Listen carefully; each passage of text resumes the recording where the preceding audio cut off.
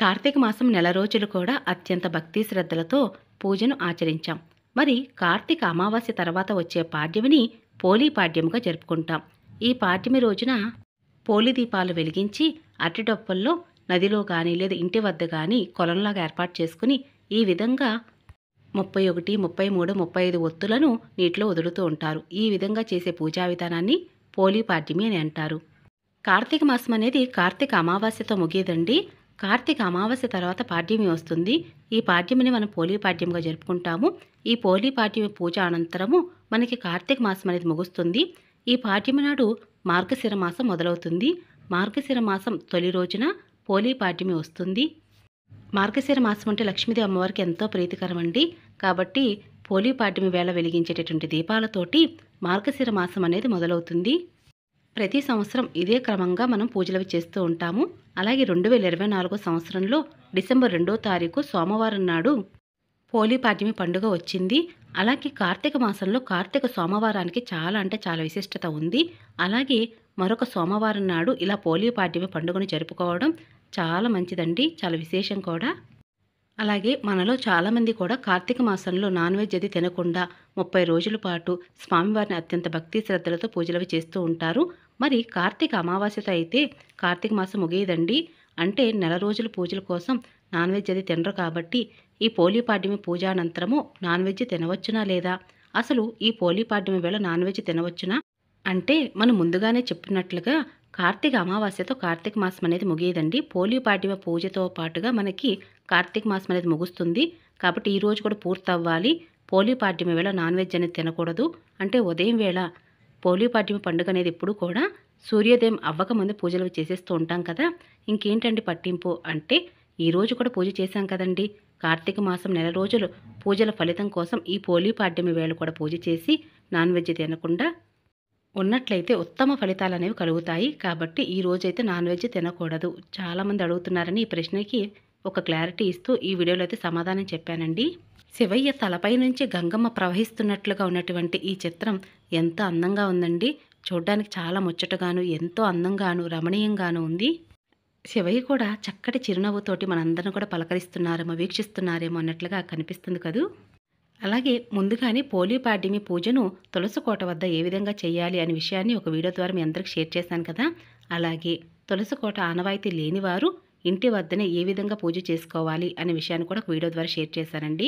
మరెన్నో పూజా వివరాల కోసం అలాగే పూజ ఎలా చేయాలి నియమాల గురించి ప్రతి ఒక్క వీడియో మన ఛానల్లో వీడియోస్ అయితే ప్రతిరోజు కూడా పోస్ట్ చేయడం జరుగుతుందండి. ఇంకా ఎవరైనా సబ్స్క్రైబ్ చేసుకోకపోతే సబ్స్క్రైబ్ చేసుకోండి. అలాగే లైక్ చేయండి, షేర్ చేయండి.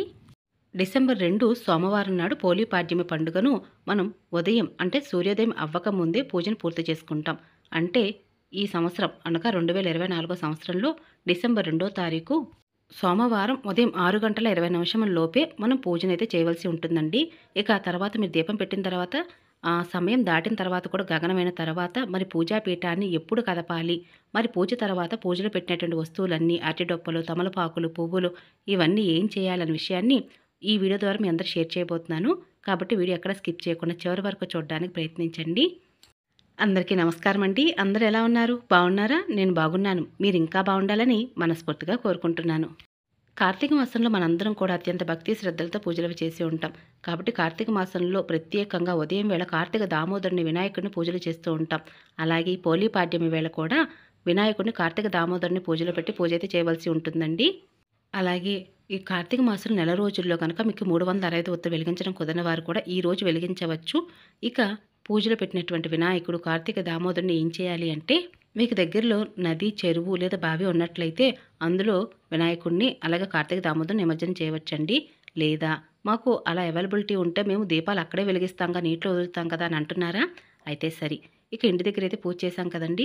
మరి కార్తీక దామోదరుడి దగ్గర పెట్టినటువంటి పువ్వులు అలాగే వినాయకుడి దగ్గర పెట్టినటువంటి పువ్వులు ఇవన్నీ కూడా తీసేయాలండి. మరలా పూజకైతే ఉపయోగపడవు.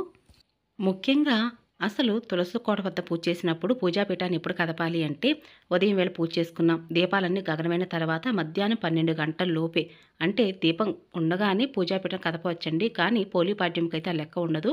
కాబట్టి మీరు దీపం గగనమైన తర్వాత పూజాపీఠాన్ని కదిపి పూజా వస్తువులను తీయవచ్చు. ఇక పసుపు గణపతిని అలాగే కార్తీక దామోదరుని కూడా తీసాం కదా, ఇవన్నీ కూడా నీళ్ళల్లో కలిపేసేయండి. నీళ్ళలో కలిపి పచ్చని చెట్టు మొదల్లో అయితే వేయవచ్చు. ఇంకా పూజ పెట్టినటువంటి పసుపు, కుంకుమ ఇవి ఏం చేయాలి అంటే మీరు దేవుని మందిలో పెట్టుకోవచ్చండి. లేదా నిండుగా పసుపునది గడపకు రాయవచ్చు. లేదా మీ ముఖానికి రాసుకోవచ్చు. తాళిబొట్టుకి పెట్టుకోవచ్చు. అంతేగాని కాళ్ళకు మాత్రం రాయకూడదండి. అలాగే వెండి తులసి కోట ఉన్నట్లయితే మీరు పూజా మందిరం పెట్టేసుకోవచ్చు. తులసమ్మవారికి పెట్టినట్టు తాంబూలం మీరే తీసుకోవాలి. ఎవరికీ ఇవ్వకూడదు. ఇంకా పూజలో శివలింగం పెట్టినా లేదా శివయ్య ఫేస్ పెట్టినా కూడా పూజలో అవన్నీ కూడా తీసేసుకొని మీరు ఇంట్లో పెట్టుకోవచ్చండి. అలాగే మీరు తులసి కోట వద్ద ఉన్నటువంటి అక్షింతలు కానీ లేదా కార్తీక దామోదరుడు వినాయకుడి దగ్గర ఉన్నటువంటి అక్షింతలన్నీ కూడా కొద్దిగా తీసి కుటుంబ సభ్యులకు మీ తల మీద కూడా వేసుకోండి. ఇంకా ఏవైనా పండ్లు కానీ మీరు పూజలో పెట్టినట్లయితే ఆ పండ్లు కూడా తీసుకొని మీ కుటుంబ సభ్యులందరూ కూడా స్వీకరించవచ్చు. పోలి స్వర్గానికి వెళ్ళుట అనే విషయాన్ని ఒక తెలుగింటి ఆడపడుచు కథ ద్వారా మనందరం కూడా పోలీస్ వర్గం కథనైతే తెలుసుకున్నాం కదండి. అలాగే అమ్మవారి యొక్క కడుపు చల్లదనం కోసం ఈ విధంగా కొద్దిగా చలిమిడి వడపప్పు అయితే పెట్టవలసి ఉంటుంది. మరి ఆ చలిమిడి వడపప్పు ఏం చేయాలంటే మీరే స్వీకరించవచ్చండి. ఇంకా పోలి తల్లికి పెట్టినటువంటి తాంబూలం, అమ్మవారికి తాంబూలం పెడుతుంటాం కదా, ఆ తాంబూలం కూడా మీరే తీసుకోవాలి. అలాగే పూజలో కొట్టిన కొబ్బరికాయ కూడా మీరే తీసుకోవాలి. గంగా జలంగా భావిస్తూ మనం ఒక బేషన్లో అయితే నిండుగా నీళ్లు పోసి ఈ విధంగా అరటిడప్పుల్లో ఒత్తులు వదిలి ఉంటాం. లేదా కొబ్బరి చెప్పుల్లోనూ మీ దగ్గర అవైలబిలిటీలో ఉన్నటువంటి అరటిడప్పుల్లో లేదా అరటి పువ్వు రేకులో కూడా ఇలా దీపాలైతే వదలవచ్చండి. ఎలా వదిలినా సరే బేషన్లో ఉన్నటువంటి ఈ నీటితో పాటుగా అరటిడప్పులతో సహా పక్కన పెట్టేసుకోండి. ఇలా పెట్టుకున్న తర్వాత ఎక్కడైతే మనం గంగాదేవిని ఆవాహనం చేసి పూజ చేశామో ఆ స్థలం అంతా కూడా ఎంతో పవిత్రమైనదండి. కాబట్టి ఆ పవిత్రమైన స్థలాన్ని కూడా చాలా జాగ్రత్తగా శుభ్రం చేసుకోవాలి. మనం అస్సలు తొక్కకూడదండి. ఎలా శుభ్రం చేయాలనే విషయం తర్వాత తెలుసుకుందాము. ముందుగా తులసికోట వద్ద అయితే తులసికోట దీపాలు వెలిగించాము. ఇక ఇవన్నీ కూడా తీసేస్తున్నాను. తులసమ్మవారి దగ్గర ఇలా ఇత్తడి చెంబుతో నీళ్ళని ప్రతిరోజు కూడా పెట్టుకుంటాం కదా కార్తీక మాసంలో, ఆ నీళ్ళని తీసి తులసికోటలను పోయవచ్చు. ఇలా ప్రతి ఒక్క విషయాన్ని చాలా డీటెయిల్గా ఎందుకు చెప్తాను అంటే నేను కొత్తగా పెళ్ళైన వారు లేదా మొదటిసారిగా పూజలు మొదలు పెడుతున్న వారికి ఈ వీడియో చాలా చక్కగా ఉపయోగపడుతుందండి. మీకు ఇటువంటి విషయాలు ఏమైనా తెలిసినట్లయితే వీడియోని స్కిప్ చేసేయండి. లేదా మేము కూడా ఈ విషయాలు తెలుసుకుంటాము అనుకున్నవారు ఒక లైక్ ద్వారా మీ అభిప్రాయం తెలియచేయండి. ఇంకా అలాగే పూజలు వేసినట్టు ముగ్గులంతా కూడా ఈ విధంగా ఒక దగ్గర చేర్చాలండి. క్లాత్ అయినా తొడవచ్చు. నేను ఇవి పూజా మందిరంలో క్లీన్ చేయడం కోసం ఈ బ్రష్ని అయితే యూజ్ చేస్తూ ఉంటాను. అందుకే పూజా స్థలంలో వేసినట్టు ముగ్గు, పసుపు, కుంకుమలు ఇవన్నీ కూడా తొక్కకుండా ముందుగా జాగ్రత్తగా నేను ఒక దగ్గర చేర్చి ఒక ప్లేట్లోకి అయితే తీసుకుంటున్నాను. పచ్చని చెట్టు మొదల్లో వేయవచ్చండి. లేదా ఇందాక మనం బేషన్లోకి గంగాజలం ఆవాహనం చేశాం కదా, అందులో అయినా సరే వేసేయచ్చు. అలాగే కింద పసుపుతో కానీ జాజుతో కానీ అలికి ఉంటాం కదా, అదంతా కూడా ఒక క్లాత్తో తుడిచేసి ఆ నీళ్లను కూడా పచ్చని చెట్టు మొదల్లోనే వెయ్యాలండి. అబ్బా, ఇంత చిన్న చిన్న విషయాలు కూడా మీరు ఇలా చెప్తున్నారు ఏంటండి అని అడిగినట్లయితే మనందరం కూడా జీవితం అనే పాఠశాలలో నిరంతరమైన విద్యార్థులం అండి. ప్రతిరోజు కూడా ఏదో ఒక విషయాన్ని నేర్చుకుంటూనే ఉంటాము. మనం నేర్చుకునే ఈ పాఠాన్ని ఎవరికైనా సరే చెప్పవచ్చండి. ఎందుకంటే వారికి కూడా ఉపయోగపడుతుందన్న ఉద్దేశంతో. అలాగే తులసమ్మ వారి వద్ద రాతి గౌరమ్మ చెట్టు, అలాగే ఇక్కడ మీరు చూసిన సన్నికల్లండి, కలవరాయి అంటాం మేము. ఇవన్నీ కూడా మేము కార్తీక మాసంలో ప్రతిరోజు కూడా తప్పనిసరిగా పెడుతూ ఉంటాము. అంటే రాతి గౌరమ్మ చెట్టు అయితే మాత్రం నేను ప్రతినిత్యము ఇంటి సింహద్వారం దగ్గర పెట్టుకుంటాను. కానీ కలవరాయిని మాత్రం కార్తీక మాసంలో గౌరీదేవిగా భావిస్తూ నేను ప్రతిరోజు కూడా ఈ విధంగా అలంకరణ చేసి పెట్టుకుంటాను. ఇంకా తులసమ్మ వారిని ఎక్కడైతే మనం పూజ చేస్తున్నామో ఆ ప్రదేశంలో అందంగా అలంకరణ చేయడం కోసమని చెప్పి నేనైతే ఇలా ప్రత్యేకంగా ఏర్పాటు చేసుకున్నానండి. మీరు తులసమ్మ వారు ఎక్కడున్నారు అక్కడే పూజ చేసుకున్నట్లయితే పూజాపీఠానికి కదిపే పని లేదు. కాబట్టి ఆ స్థలం అంతా శుభ్రం చేసుకుంటే సరిపోతుంది. నేనైతే మాత్రం పూజాపీఠానికి కదపాలండి. అంటే తులసమ్మ వారిని యథాస్థానంలో పెట్టాలన్నమాట. కాబట్టి అమ్మవారికి నమస్కరించుకుని, తల్లి ఇంత వైభవపేతంగా పోలీపాటిమి పండుగను నీకు చేసుకున్నాను, మళ్ళీ వచ్చే ఏడాది కూడా ఇంతకంటే వైభవపేతంగా జరుపుకునేటటువంటి శక్తిని నాకు ఇవ్వు తల్లి అని నమస్కరించుకొని ఇక తులసమ్మ వారిని యథాస్థానంలో పెట్టేస్తాను. అలాగే పీటలు ఇవన్నీ కూడా ముందుగానే కడిగేసి ఇక ఆ పూజా స్థలాన్ని అంతటి కూడా ముగ్గంతా కూడా తుడిచి నీళ్ళల్లో వేసి ఆ నీళ్ళని తీసుకువెళ్ళి నేను పచ్చని చెట్టు మొదల్లో వేస్తూ ఉంటానండి. ఈ విధంగా చేయాలి. తప్పనిసరిగా ఇలానే చేయాలండి. అసలు ఆ పూజా స్థలం తొక్కనే తొక్కకూడదు. అలాగే జాజు కానీ పసుపుతో మనం అలికి ఉంటాం కదా, ఆ ప్రదేశం అంతా కూడా తుడిచి ఈ విధంగానే చేయవలసి ఉంటుంది. ఈ వీడియో మీ అందరికీ చాలామంది నచ్చే ఉంటుంది, ఉపయోగపడింది అనుకుంటున్నాను. మీకు కనుక ఒక్కరికైనా సరే ఈ వీడియో ఉపయోగపడినట్లయితే నేను చాలా సంతోషిస్తానండి. ఇక ఇదేనండి ఈరోజు వీడియో. మీ అందరికీ నచ్చింది, యూస్ఫుల్ అవుతుంది అనుకుంటున్నాను.